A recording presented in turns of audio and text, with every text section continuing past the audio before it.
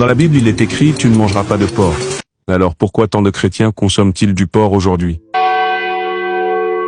Beaucoup se posent la question et certains vont jusqu'à dire que le porc serait porteur de démons, en se rappelant l'épisode où Jésus chasse les esprits impurs dans un troupeau de porcs comme on peut le lire dans Marc 5 verset 13. Et c'est vraiment ce que la Bible enseigne. Dans l'Ancien Testament, Lévitique 11 versets 7 et 8 précise « Vous ne mangerez pas le porc qui a la corne fendue et le pied fourchu, mais qui ne rumine pas, vous le regarderez comme impur. Vous ne mangerez pas de leur chair.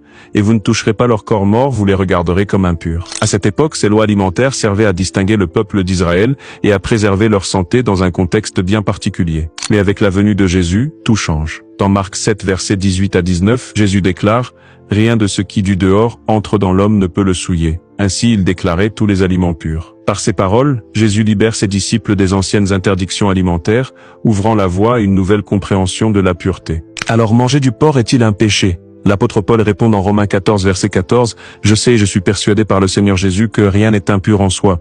Mais si quelqu'un estime qu'une chose est impure, alors elle l'est pour lui. Ce n'est donc pas la viande qui souille, mais l'attitude du cœur et la conscience de chacun. Manger du porc n'est pas un péché, à condition de le faire avec sagesse. Veillez simplement à bien cuire la viande, car la prudence reste de mise pour préserver sa santé. En résumé, ce n'est pas ce qui entre dans la bouche qui souille l'homme, mais ce qui sort du cœur. Agissons toujours avec amour, respect et discernement.